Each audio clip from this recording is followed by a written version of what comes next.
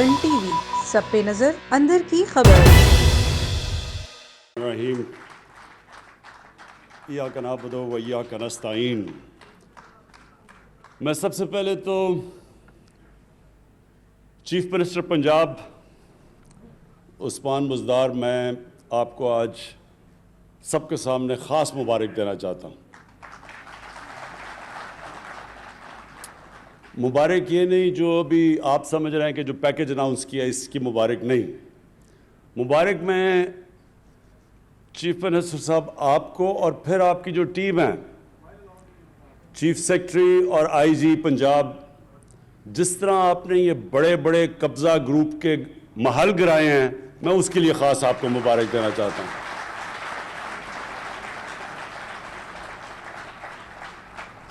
یہ جو قبضہ گروپ، جو یہ لعنت ہے قبضہ گروپس کی، غریبوں کی زمینیں قبضہ کرنا، سب سے بچارے جو ہمارے محنت کش بیرون ملک پاکستانی، وہ محنت کر کے بچارے اپنے پیسے جوڑ کے آ کے زمین خریدتے ہیں گھر بنانے کے لیے، اس کے اوپر قبضہ ہو جاتا ہے اور پھر بے بس ہوتے ہیں لوگ ان طاقتور لوگوں کے سامنے۔ تو جس طرح میں نے بڑا محل گرتے دیکھا، سب سے بڑا لاہور کا قبضہ گروپ جس کی پشت پہ پچھلا وزیر اعظم اور اس کی فیملی کھڑی تھی، جو ان کے ہوتے ہوئے زمین قبضہ ہو رہی تھی، بلکہ انہوں نے اس کو تحفظ دیا۔ یعنی قبضہ گروپ کو کون بچا رہا تھا؟ وزیر اعظم اور اس کی حکومت۔ تو سوچیں کہ بیچارے چھوٹے لوگ کیا کریں گے۔ تو یہ جو لوگ کہتے ہیں نا تبدیلی کیا ہے، یہ ہے تبدیلی۔ جب یہ بڑے بڑے ڈاکوؤں کے اوپر ہاتھ پڑے گا، یہ ہے تبدیلی۔ کبھی کوئی ملک آج تک تبدیل نہیں ہوا، یہ سن لے میری بات۔ کبھی کسی ملک نے ترقی نہیں کی جدھر قانون کی بالادستی نہیں ہوئی۔ جو بھی دنیا میں ملک آگے بڑھا ہے، ابھی بھی جو بھی دنیا میں خوشحال ملک ہیں، دنیا کا نقشہ دیکھ لیں، ایک ایک ملک میں جو ایک چیز خوشحالی کی ایک سب سے بڑی وجہ ہوگی، وہاں قانون کی بالادستی ہے۔ کوئی قانون کے اوپر نہیں۔ کوئی بڑا ڈاکو یہ نہیں کہہ سکتا کہ جناب میں تمہاری گورنمنٹ گرا دوں گا جب تک مجھے این آر او نہیں دو۔ وہاں قانون، اور جب قانون کی بالادستی ہوتی ہے وہی قوم اوپر چلتی ہے۔ ہماری مدینہ کی ریاست میں نبی صلی اللہ علیہ وسلم نے کیا کیا تھا؟ انصاف قائم کیا تھا۔ انصاف بنیاد ہوتی ہے خوشحالی کی۔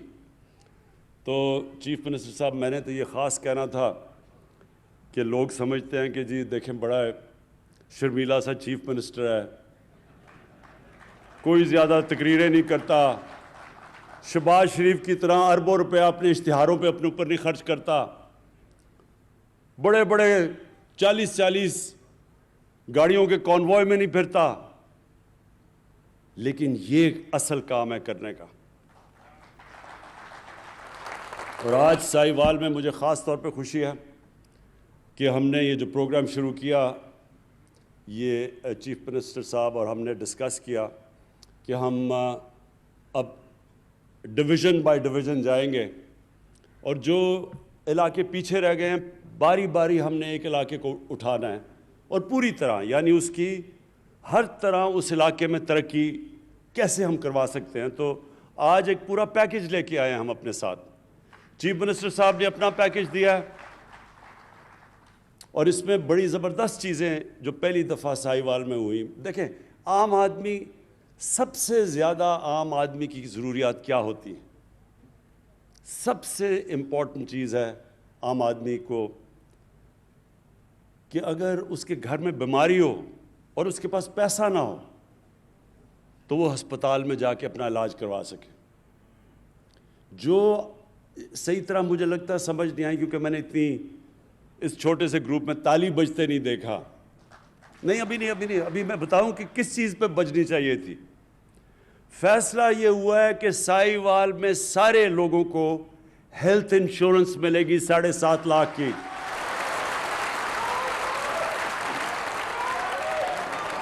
اور اس کا مطلب کہ کسی بھی بیچارہ غریب مزدور جس کو سارا وقت مشکل پڑی ہوتی ہے کہ میں اپنے گھر میں جا کے تو میں اپنے بیوی بچوں کا پیٹ پال سکوں،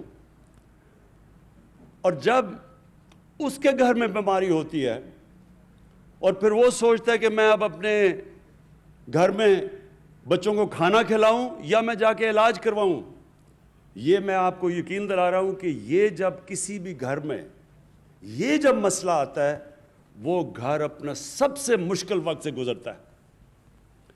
دنیا کی ریسرچ شو کرتی ہے کہ جو گھرانے غربت کی لکیر سے اوپر بھی ہوتے ہیں، بیماری کی وجہ سے وہ غربت کی لکیر کے نیچے چلے جاتے ہیں۔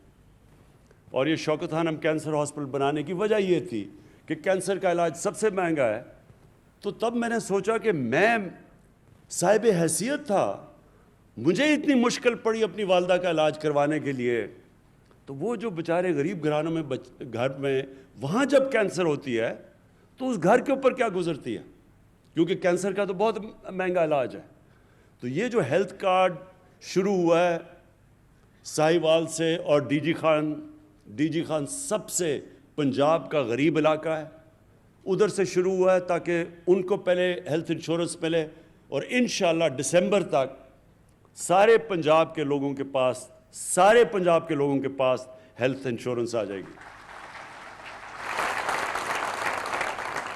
تو یہ آپ کو پتہ ہونا چاہیے کہ یہ امیر ملکوں میں، ڈیولپڈ نیشنز کے اندر بھی یونیورسل ہیلتھ کوریج نہیں ہوتی۔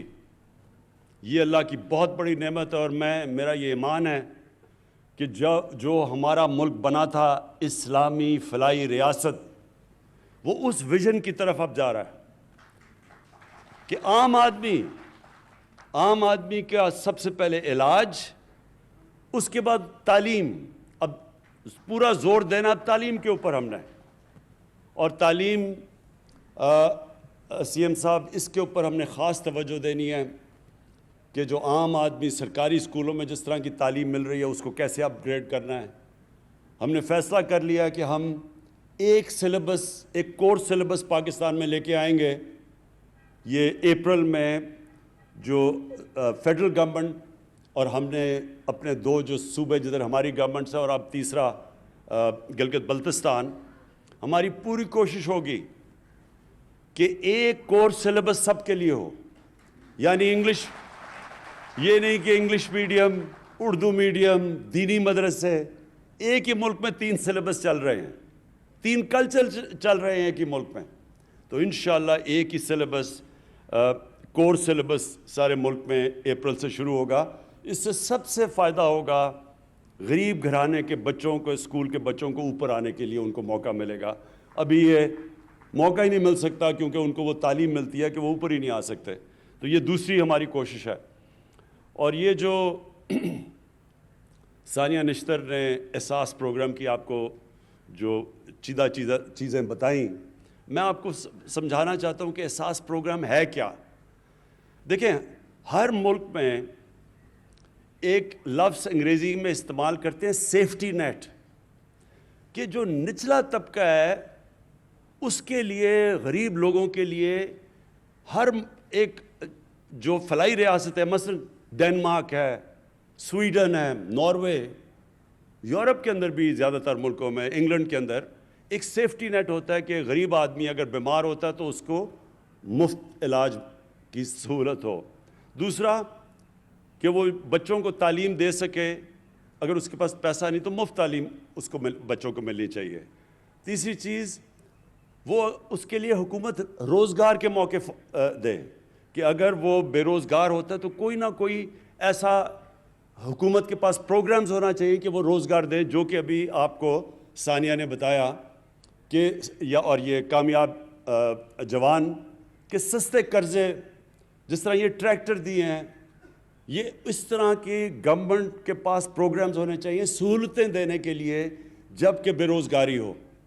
تو اور پھر ٹیکنیکل ایجوکیشن، تو یہ پورا جو احساس پروگرام ہے اس کا مطلب ہی سیفٹی نیٹ نچلے والے طبقے کو دینا۔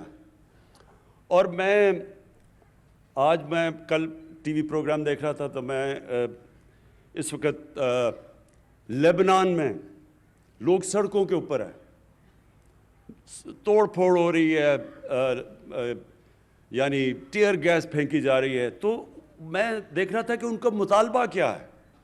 ایک مطالبہ جو لوگ سڑکوں کے اوپر نکل کے مظاہرے کر رہے ہیں، ایک مطالبہ ان کا یہ ہے کہ جب وہاں کرونا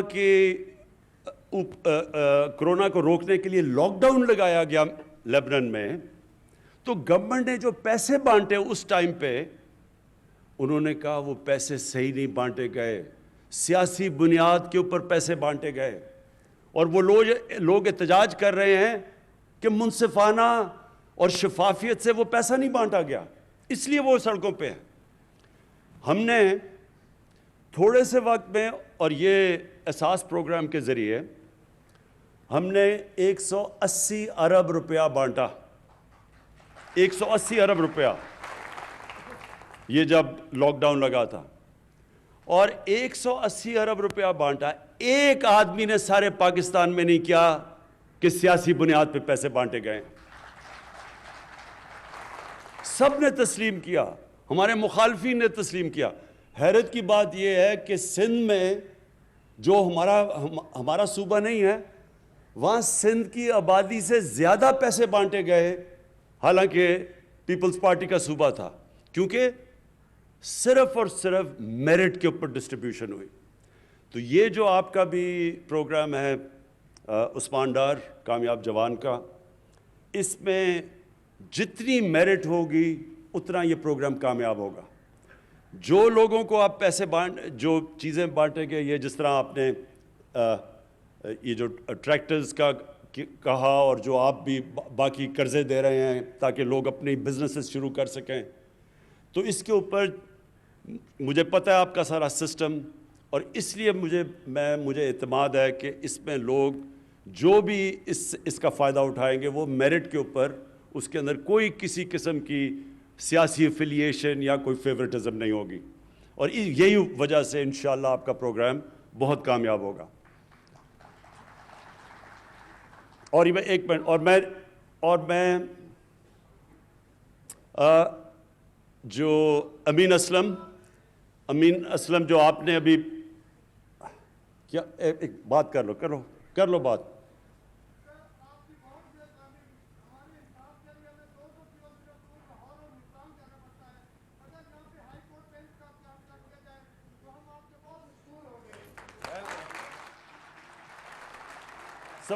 سمجھ گیا.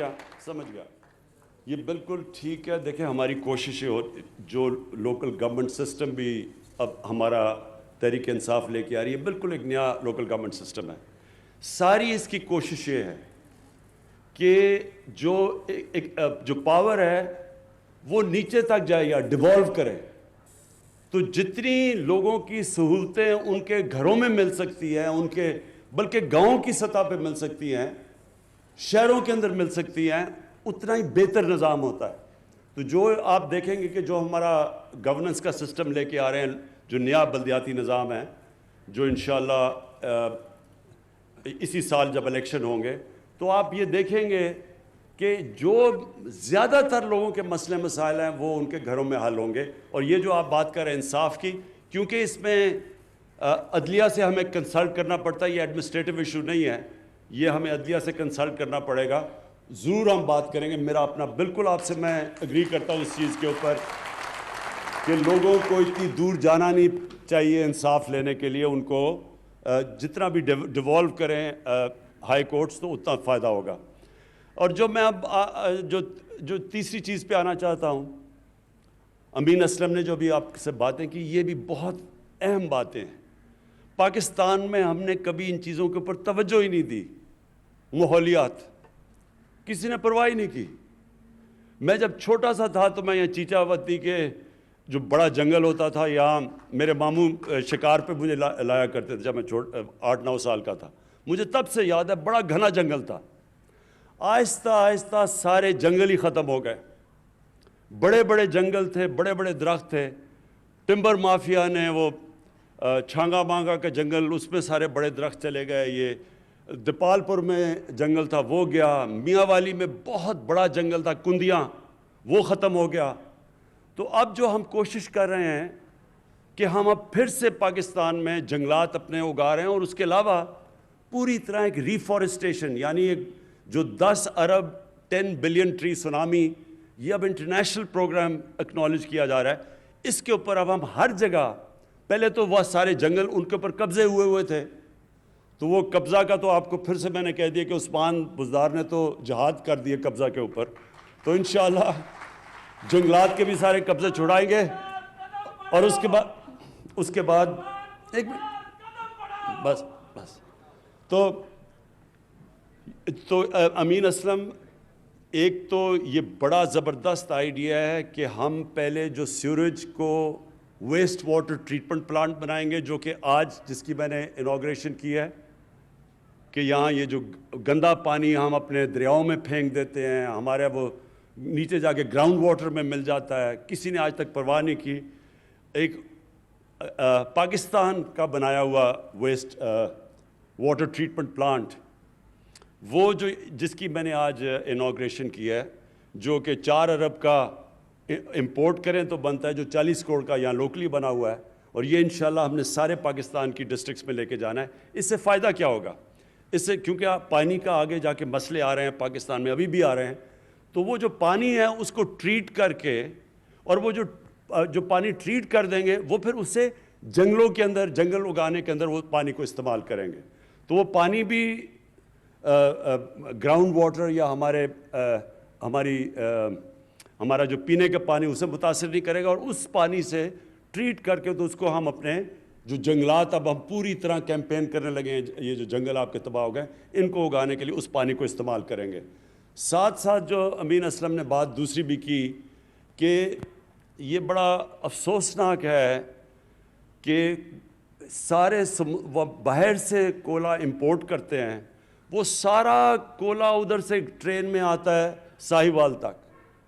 اصولوں تو یہ پلانٹ اگر بنانا ہی تھا کولے کے اوپر پاور پلانٹ، تو یہ سمندر کے پاس بناتے تاکہ اتنی دور کولا لانا نہ پڑتا، لیکن اس کے ہم جو سٹڈی کر رہے ہیں، بڑے برے ماحولیات کے اوپر اثرات ہیں، تو اس کے اوپر بھی آگے اسٹریٹجی بنا رہے ہیں۔ لیکن کوشش اب یہ ہے کہ یہاں ریفارسٹیشن بہت زیادہ آپ کے درخت اگائے جائیں تاکہ وہ آپ کی ماحول کو، آپ کی پولوشن لیولز کم کریں۔ جو آخر میں سب سے امپورٹنٹ چیز ہے آپ کے لیے، دیکھیں ساہیوال کے لوگوں کے لیے جو سب سے امپورٹنٹ چیز ہے، مجھے پتہ ہے آپ نے یہ سڑک کی بات کی، میں نے ان کو کہا کہ اس کی پوری فیزیبلٹی ہمیں دیں، کیونکہ میں ایسے تو نہیں کہہ سکتا، مجھے تو نہیں پتہ ابھی تک جتنے زیادہ آپ نے اناؤنس کر دیے ہیں، جتنے اربوں کے پروجیکٹس، اب پتہ نہیں کہ پیسہ ہے بھی، میں ایسے تو آپ کو اناؤنس ہی کرنے لگا تالیاں بجوانے کے لیے، لیکن جب مجھے پتہ چل جائے گا کہ ان کے پاس یہ فیزیبل ہے، پیسہ ہے، تو مجھے پتہ ہے اس سڑک کی بڑی ضرورت ہے، بڑا فائدہ ہوگا ساہیوال کو۔ انشاءاللہ یہ اس کو ہم پرائرٹی بیسس کے اوپر آپ کے لیے یہ جو 2 سڑکوں کی بات کی وہ بھی بنائیں گے۔ لیکن جی اور نہیں 3-4 چیزیں نہیں، ایک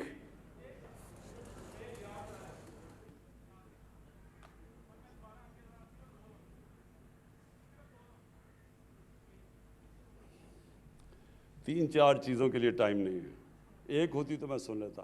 اچھا سنیں بس ایک منٹ سنیں۔ دیکھیں جی، آخر میں امپورٹنٹ یہ ہے کہ جو آپ نے بڑی زبردست بات کی کہ یہاں انڈسٹریل اسٹیٹ بنانی ہے آپ کے لیے۔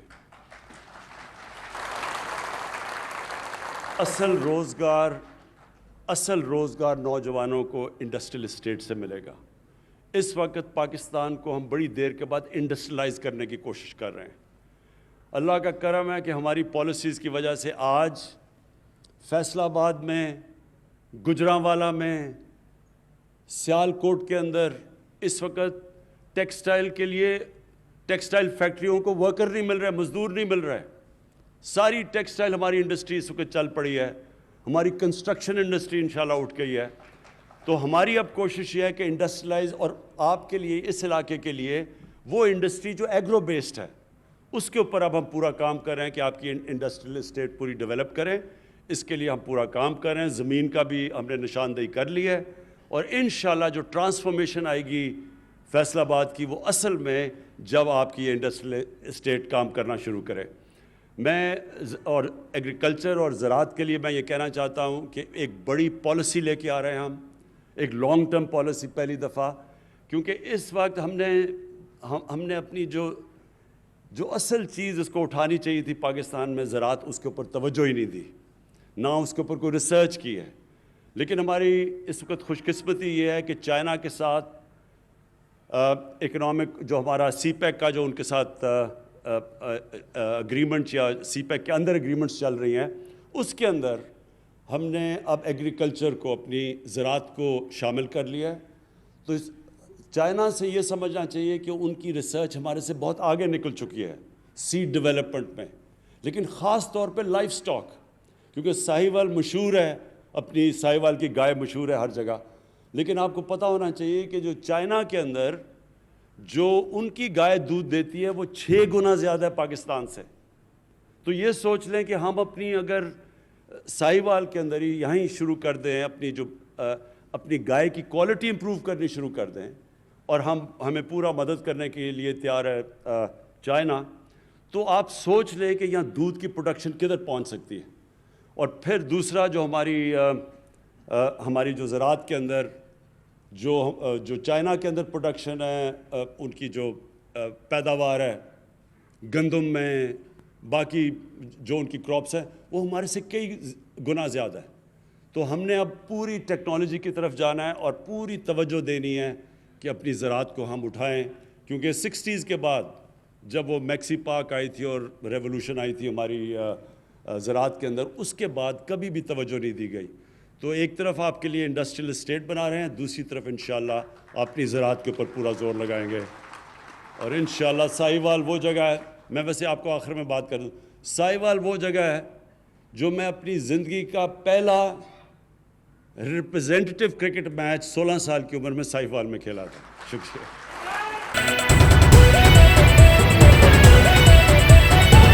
A1 TV سب پہ نظر، اندر کی خبر.